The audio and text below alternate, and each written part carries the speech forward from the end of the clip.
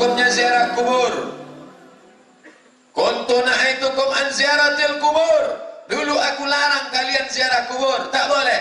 Kenapa tak boleh ziarah kubur? Karena ada 3. Yang pertama, meminta kepada yang dikubur, hai mbah, tolong menangkan pilkada.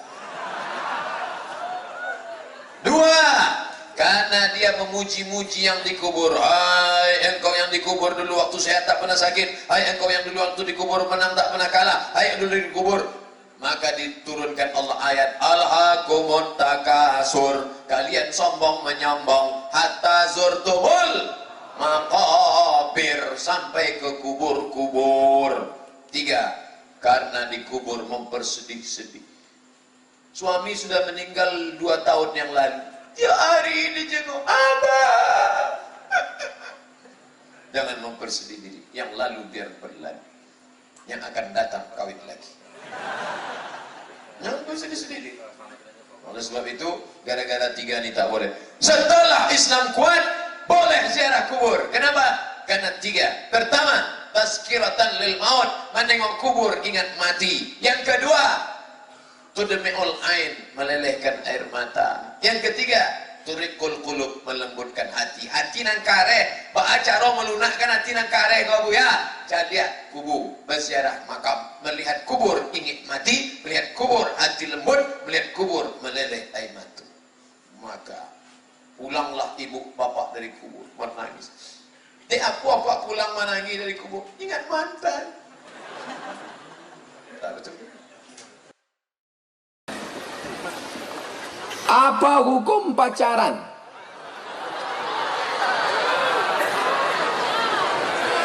Anak-anakku, adik-adikku, kalian yang sudah hijrah, jangan lagi ada pacaran-pacaran. Janji? 1, 2, 3. Janji? Jangan ada dusta di antara kita. Buka HP, cari namanya, delete. Buka FB, cari namanya, unfriend. Putuskan. Insya Allah besok langsung dia update status. Apa status dia? Bukan perpisahan yang kutangisi, caro nandak lama.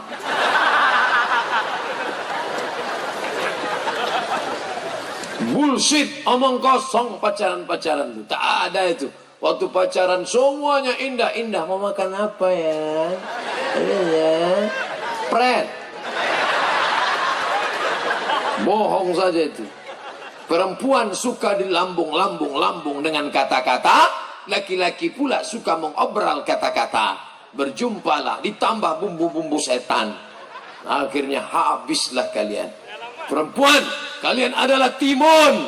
Laki-laki, kalian adalah durian. Durian berjumpa timun, yang hancur siapa? Timun. Rugi kalian, babak belur. Kasihan betul suami kalian. Dapat bekas-bekasnya aja. Saya hamba Allah dari Jakarta. Jauh. Saya ingin menanyakan, apa hukumnya nikah beda agama? Nikah beda agama, zina. Laki-laki yang binimu beda agama, zina.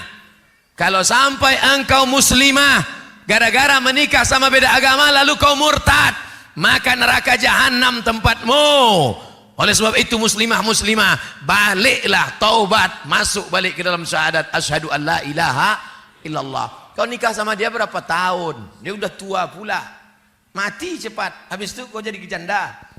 Ya iya, tapi kaya Pak Ustadz. Iya kalau kau hidup, kalau kau ikut mati juga. Hidup ini singkat saudaraku. Hati-hati, jangan nikahkan. Jaga anak perempuan kita dari program kristenisasi. Anak-anak lajang yang ganteng-ganteng pula yang menikahi dia.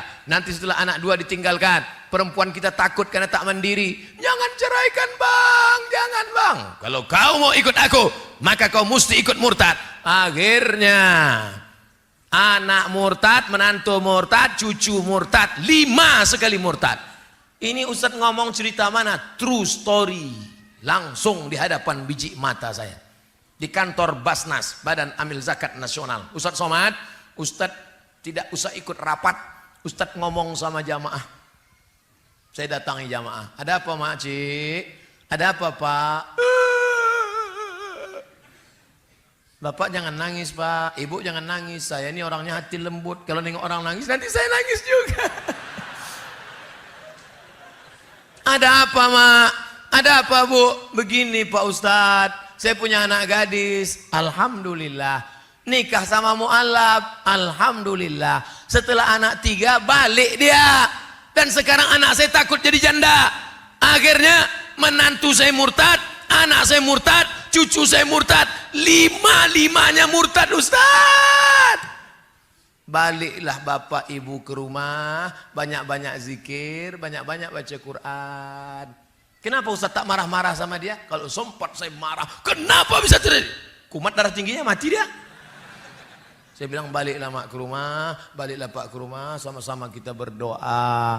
Jangan sampai masuk lubang yang sama 2 kali. Jaga anak-anak kita, jaga akidahnya, masukkan ke pondok pesantren, mati dalam keadaan la ilaha Muhammadur Rasulullah sallallahu alaihi wasallam. Begini banyak anak-anak lajang yang ganteng-ganteng di Batam. Kenapa tak kalian selamatkan anak-anak gadis ini? Takbir. Jangan sampai saya turun tangan. Pak Ustadz, badan saya bertatu. Apa hukumnya bagi yang bertatu? Kalau sholatnya sah. Orang yang bertatu mandi wajibnya sah, wudunya sah. Yang sudah bertatu tak usah kau ambil setrika lalu kau setrika tatu. Biarkan aja tatumu apa adanya. Seluruh orang di dunia ini mengatakan sholatmu tidak sah. Ulama Ahlus Sunnah wal Jamaah mengatakan sholatmu sah. Tak usah kau risaukan. Tapi yang belum bertatu jangan buat tatu. Dah. Ini orang waktu muda dulu tatunya ular kobra. Setelah tua kena diabetes, kurus jadi cacing pita.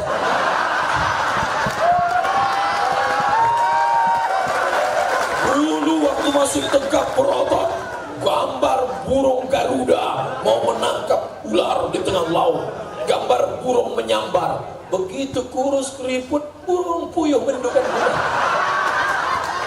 Sudahlah dia tua, dia sudah taubat, diejek orang. Pak, bapak bertatu kan, sholat bapak tidak sah. Menangis dia. Udahlah lisut keriput gak sah. Tenang saudaramu, sholatmu sah. Tak usah kau risaukan masalah tatu itu. Ustadz ada tatu dulu waktu sekolah, tapi tatunya tidak permanen. Sebelum berangkat sekolah ambil spidol. Rano Karno.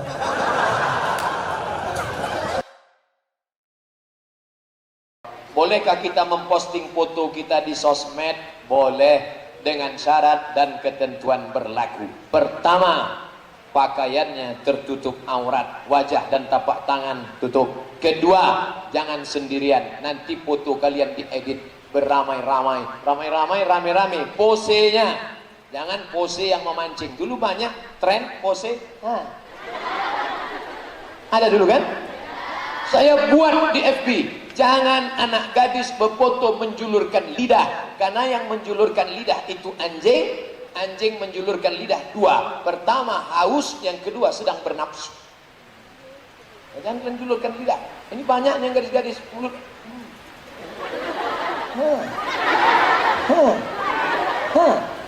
Saya tanya, kau tahu arti ini apa? Peace pak, damai. Ini bukan peace, jadikan aku yang kedua. Ulang lagi. Kalian kalau berfoto, Allahu Akbar. Jangan sendiri, ramai-ramai.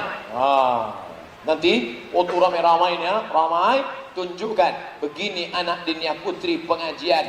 Di mana-mana orang pengajian baru 30 menit. Di dinia putri lebih sudah 1 jam 10 menit. Tetap matanya segar. Allahu Akbar. Bagaimana caranya mengganti sholat yang sudah lama bertahun-tahun lewat?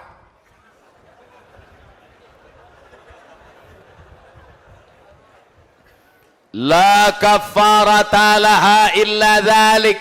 Sholat yang dulu tinggal sejak akil baligh, tidak ada yang bisa menebusnya kecuali melaksanakan illa dzalik, sholat itu sendiri. Menangis kau di pintu Ka'bah, ya Allah, nggak selesai brother.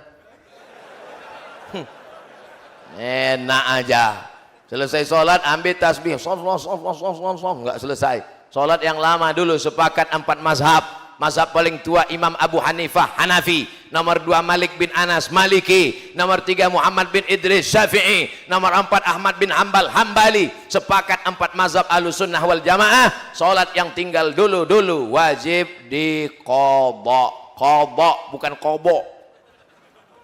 Habis salat Isya qadha, usolli fardal Isya 4 rakaatin qadhaan. Habis subuh qadha, tapi qadhanya jangan di masjid, nanti ketahuan. Mana ada ba'diyah subuh?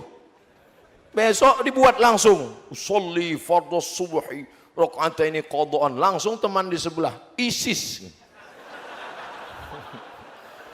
Qadhanya di rumah. Berapa lama? Berapa lama kau tinggalkan sholat? Dulu kau akil balik umur berapa? Umur 10. Oh, kok cepat sekali. Umur 10 tahun akil balik. Ya. Habis itu nyasar, tobat. Umur berapa tobat? Umur 30. Qadha 20. Start 2020, habis 2040. 2029 mati.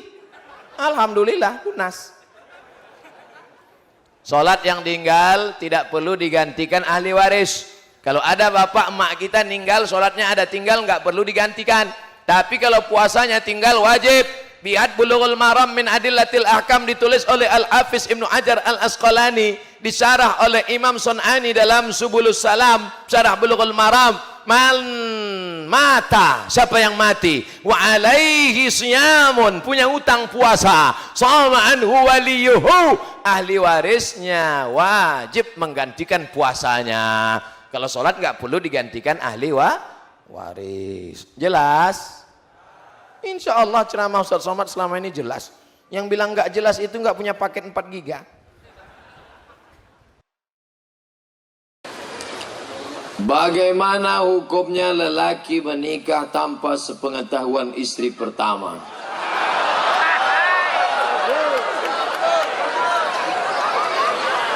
Secara hukum fikih sah. Kalau saya pulang ke rumah, saya kasih tahu istri saya, istriku, aku tadi di Duri menikah, kemudian di Kandis menikah, di Minas menikah, sah, 3-3 itu sah. Kecuali saya bilang 4, maka yang 1 itu tak sah, karena bini tak boleh lebih dari 4.